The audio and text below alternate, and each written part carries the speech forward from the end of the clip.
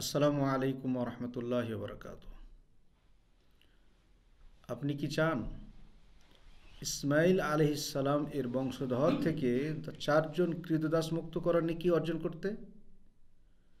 এমন একটি কাজ, যে কাজটি করলে হজরত ইসমাইল আলাইহিসসালামের বংশধর থেকে চারটি কৃতদাস বা গোলাম মুক্ত করার মতো নেকি অর্জন করা যেতে পারে। সে কাজটি হলো, আপনি 10 বার পাঠ করুন এই একটি দোয়া, লা ইলাহা ইল্লাল্লাহ ওয়াহদাহু লা শারীকা লাহ লাহুল মুলকু ওয়া লাহুল হামদু ওয়া হুয়া আলা কুল্লি শাইইন কাদির।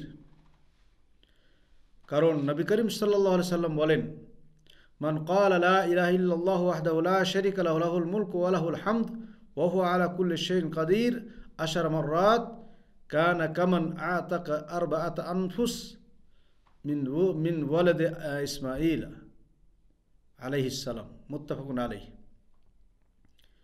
যে ব্যক্তি লা ইলাহা ইল্লাল্লাহ ওয়াহদাহু লা শারীকা লাহ লাহুল মুলকু ওয়া লাহুল হামদু ওয়া হুয়া আলা কুল্লি শাইইন কাদির 10 মারতবা বা 10 বার পাঠ করলো, সে যেন হযরত ইব্রাহিম আলাইহিসসালাম, হযরত ইসমাঈল আলাইহিসসালামের বংশধর থেকে 4টি কৃতদাস মুক্ত করলো। অর্থাৎ 4টি কৃতদাস মুক্ত করলে যে নেকি অর্জন করতে পারে, সেই রকম নেকি সে অর্জন করলো। সুবহানাল্লাহ। আল্লাহ তাআলা আমাদের বেশি বেশি করে এই দোয়াগুলো পড়ার তৌফিক দান করুন, আমিন। ওয়া সাল্লাল্লাহু আলা নবিয়িনা মুহাম্মদ। আসসালামু আলাইকুম ওয়া রাহমাতুল্লাহি ওয়া বারাকাতুহু।